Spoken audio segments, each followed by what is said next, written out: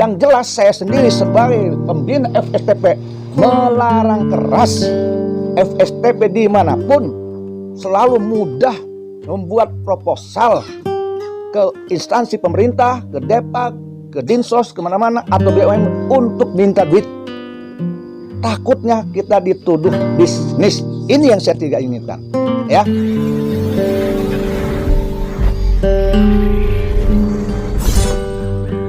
Gimana? Barangkali Bang masih ada pertanyaan dari Bang, Abah Ya, gimana? tentang Jadi kan yatim. terkait Al Mubarok ini kan muridnya kan ribuan, Ki. Ya. Jadi kebanyakan semua mencintai akan yatim. Apakah ada ukurannya, Ki? Besaran dari santunan yatim yang mungkin hari Senin atau hari Jumat itu untuk disumbangkan kepada para yatim, setidaknya buat patokan para jemaah. Oke, alhamdulillah. Ini Pak Agus Munir, ini Dr. Agus Munir SH, ini MM. Sebetulnya saya agak berat ini jawab. Oke lah, untuk kejujuran saya. Jujur aja, selama ini saya tidak pernah memerintahkan dari jemaah saya murid saya dia menyumbangkan uang buat yatim. Baik tiap hari atau per minggu, nggak ada. Tidak ada. Silakan tanyakan ke jemaah saya. Tidak pernah saya umumkan ke jemaah saya, santri saya, tolong nanti seminggu sekali atau sebulan kali kamu santunan yatim. Dan kemudian uang itu saya ambil, saya berikan ke FSTP. Silakan para jemaah. Maaf nih. Ada yang nyumbang nih, baru malam tadi yang nyumbang. Dari santri saya, jemaah saya, baru. Selama ini FSTP berdiri kurang lebih 2 tahun, baru ada santri saya, jadi jemaah saya yang nyumbang. Maaf nih, nggak saya sebutkan namanya. Dari sekian ribu jemaah saya di luar, malam tadi baru nyumbang. Kalau tidak salah 3 orang itu 300.000. 2 tahun. 2 tahun dari jemaah saya ya. Nah, yang di luar, nah kecuali Pak Agus Munir. Nah, Pak Agus Munir udah lain. Ini santri ya, santri dan jemaah. Jujur aja, dari sekian ribu santri saya di jemaah saya, dari semenjak berdirinya FSTP ini, yang malam tadi keterima baru 3 orang. Nah, yang dari luar, Pak Haji Adang, Arif, paling begitulah. Sebelumnya nggak ada. Sebelumnya tidak ada. Silakan tanyakan santri saya. Maka jangankan saya ke instansi pemerintah, ke santri saya, ke jemaah saya tidak pernah tekankan. Kamu sebulan sekali, seminggu sekali bantu yatim, nggak ada. Tapi saya pernah mengajak. Karena saya sebagai gurunya harus mengajak. Jemaah santri, barangkali kamu mau berpartisipasi ke yatim, saya ini sedang ngurus FSTP. Tiap Jumat santunan yatim, silahkan kalau mau ngasih. Begitu. Tapi dari semula saya mengumumkan, hanya malam tadi itu ada yang nyumbang, itu pun kalau tidak salah, mohon maaf nih, ini ditanya sih ya, baru 300.000. Segitu berapa Jumat berjalan, baru 300. Yang di luar ada, yang di luar contohnya Pak Dr. Agus Munir, ya, Pak Adang, ada. Itu baru itu yang saya lihat, yang saya keterima dari jemaah dan santri saya. Maaf, kalau tidak salah yang lain belum. Barangkali saya lupa. Hanya itu. Ini sejujurnya nih. Dari mana itu dananya? Subhanallah Bang Kumis, subhanallah. Silakan percaya atau tidak. Silakan percaya atau tidak. Rata-rata itu Allah ngasih ke saya. Saya bagikan. Maaf, tidak dari instansi pemerintah, tidak dari Dinsos, dari Depak. Juga saya tidak maksa-maksakan ke jemaah. Allah kasih ke tangan saya, bukan buat yatim. Allah ngasih ke saya, ya untuk saya sebetulnya. Tapi karena Allah tahu saya ini punya tanggung jawab yatim, walaupun bukan buat yatim, saya bagikan. Apalagi buat atas nama yatim, saya bagikan. Dan saya sudah mendidik diri saya dari dulu.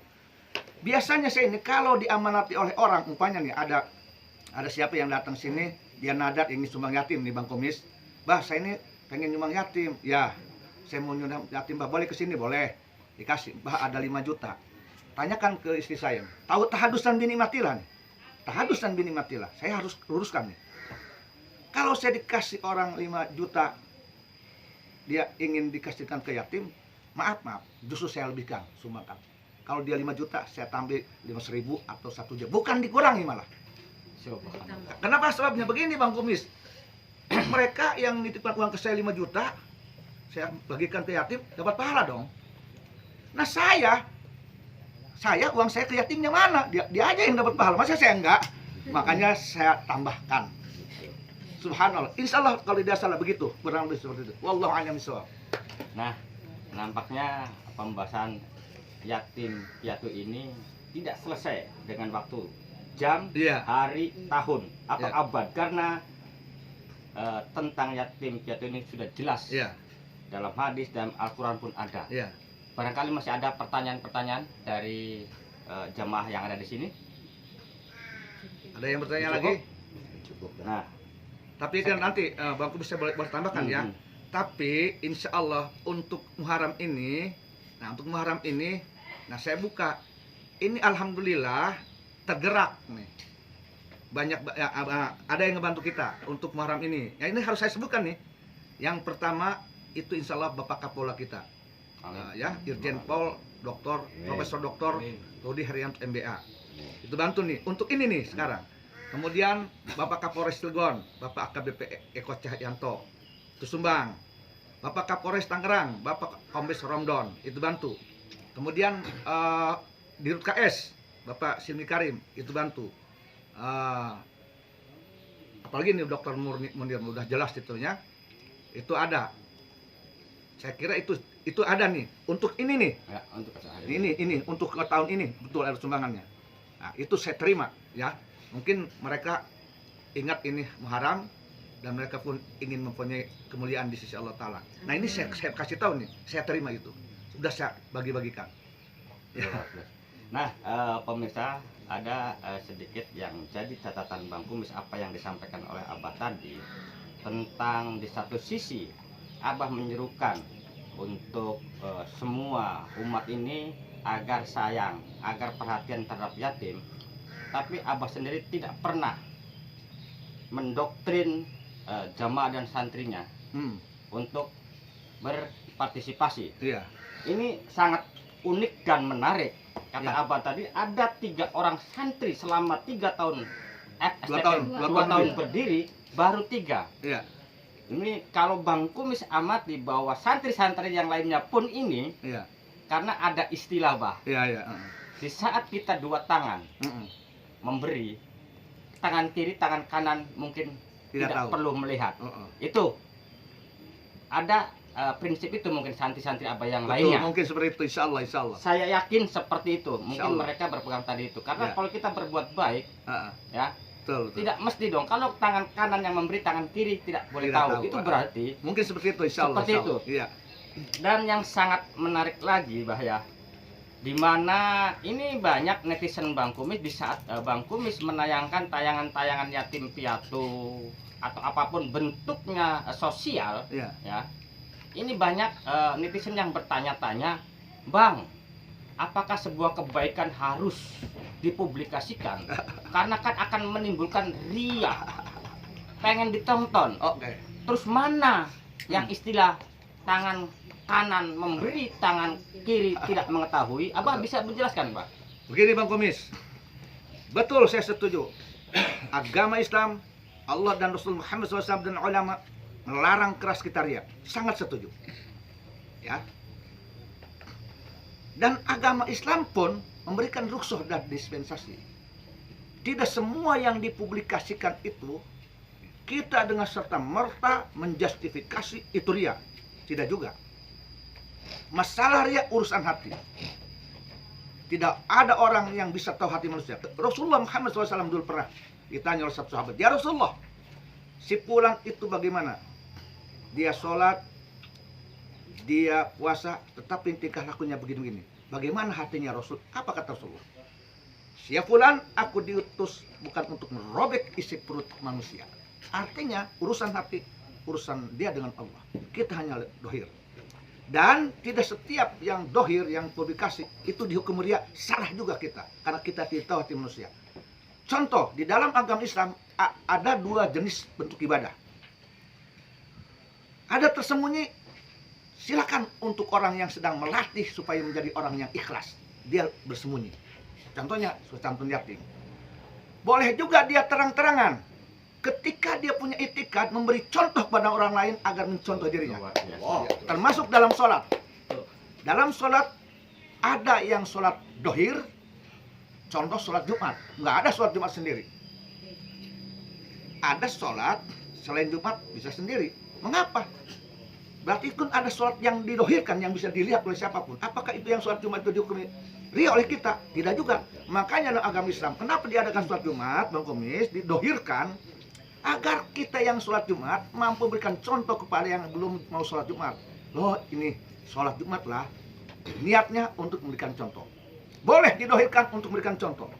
Boleh disembunyikan untuk mendidik diri kita menjadi orang yang mukhlis. Yang kemudian, bagi orang-orang yang walaupun dia terang-terangan, ada kaul ulama mengatakan begini, walaupun dia terang-terangan nyantun yatim, ada ria pun, maaf, ada ria pun, kita jangan mencaci maki. Bijaknya, kenapa? Lebih baik dia yang terang-terangan nyantun yatim ria daripada orang tersebut tidak nyantun tapi enak aja dia menghukumi. Yang ketiga, tidak ada amal orang yang ikhlas langsung beramal langsung ikhlas. Belajar dan tidak ikhlas. Kita aja sholatnya dulu emang sholat langsung ke Allah. Bukan karena takut ke orang tua, takut ke guru. Itu kan bukan lillah. Tapi lama-lama karena terbiasa melakukan, lama-lama terbawalah hati kita untuk menjaga. Begitu dan makanya jadi muslim itu harus bijak, harus arif. Jangan menghukumi hanya dengan konteks ayat dan hadis tanpa kita bijak. Sana muslim harus pinter. Jangan ngorek-ngorek isi perut saudaranya muslim untuk menjaga persatuan umat Islam. Kenapa Islam berpecah belah, Bang Kumis? Karena masih banyak saudara kita doyan banget ngorek-ngorek perut manusia, doyan banget ngorek-ngorek rahasia manusia. Nah, itu tadi orang ibadah dikritik. Emangnya dia tahu hatinya? Katanya yang tahu hatinya Allah. Nah, dia kok bisa tahu ya ria dan tidaknya? Yang kemudian kalaupun dia ria, orang itu ria, apa dia bisa memasukkan neraka? Enggak kan?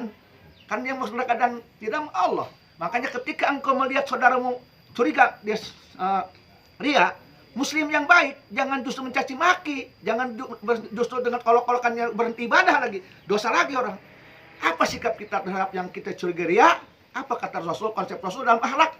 Maka jika engkau mengetahui dosamu, saudaramu berbuat dosa, atau engkau curiga dia berbuat dosa, muslim yang baik tidak boleh mencaci maki sehingga hentikan dia berbuat baik. Apa? Doakan, ya Allah ampuni dosa dia. Terima dosa, terima amal dia, ya Allah, jadikan dia orang yang soleh. Nah, begitu muslim, bukan menghujat, tidak mendoakan. Ini bahaya, Bang Kumis. Luar biasa. Nah, nampaknya ini durasi sudah hampir 1 jam nih. Mungkin bukan masalah cukup atau tidaknya. Siap. Karena kita belajar bukan hanya di pondok pesantren di salah satu tempat Abah ini. Karena pada hakikatnya kita yang namanya belajar wajib dari kita lahir sampai kita meninggal. Betul. Dan acara ini mudah-mudahan merupakan satu sepenggal, Amin, kabul. satu titik Amin. dari sebuah air yang di lautan yang luas, tapi Amin. minimalnya Ya. bahwa embun hari ini Ya, di pondok pesantren TKN TKN Al-Mubarak. Al-Mubarak ini menjadikan penyejuk Amin. Amin. Education, untuk pelajaran. semua yang tadi Amin. dikatakan sama Abah, Kabul. yang kabul. dengki, Amin. yang Kabul. iri, yang belum peduli terhadap yatim. Kabul. Mari kita Amin. bersama-sama. Dan ada satu kata dari Bang Kumis yang terakhir, Ya, bahwa kita menolong bukan menunggu kaya, betul. tapi kapanpun kita bisa. Karena tadi Betul. Abah sudah menjelaskan bahwa sesungguhnya yatim itu yang diperlukan bukan saja sebatas materi, Betul. pakaian, uang, tetapi yang terpenting adalah kebahagiaan hati. Kasih sayang kita. Dengan cara kita ajak makan, Iya. kita ajak jalan-jalan, itu merupakan satu bagian dari yang pernah dilakukan oleh Nabi Muhammad sendiri pada waktu itu. Dan pengikutnya sekarang, Iya. kita semua di sini. Semoga Amin. Kabul. kita ini menjadikan pejuang-pejuang anak yatim yang benar-benar ikhlas, Amin. Amin ya Allah. agar Amin. mendapatkan Kabul. Amin. ridho dari Allah Subhanahu wa taala. Amin. Silakan Pak ditutup karena Tutup, Rip. tadi Bapak yang mengawali, Bapak juga yang mengakhiri. Yang lagu baik mah. Kau yang Terima kasih, alhamdulillah diskusi kita hari ini semoga bermanfaat, Amin. mendapat ridho dari Allah Subhanahu wa taala. Amin ya Allah. Dan mudah-mudahan dalam hati kita ditanamkan rasa cinta kepada Amin. Allah. Amin ya Allah. Sekian, dan dengan mengucap hamdalah, alhamdulillah, pertemuan ini saya tutup. Belum rapat lah itu tutup belum kibat. Nah, nanti di tayangan-tayangan berikutnya tadi Abah sudah mengatakan tentang sholat Jumat, dan nanti yang paling penting yang lagi ngetren sekarang masalah Marcel, tentang mengungkap isi perut orang. Kata Abah tadi sudah ngomong, nanti Bang Kumis akan bahas tentang Marcel, si pesulap merah Iya. versus dukun-dukun yang diduga palsu. Iya. Assalamualaikum warahmatullahi wabarakatuh. Waalaikumsalam. Mantap. Saatnya muka dia. Nyambung.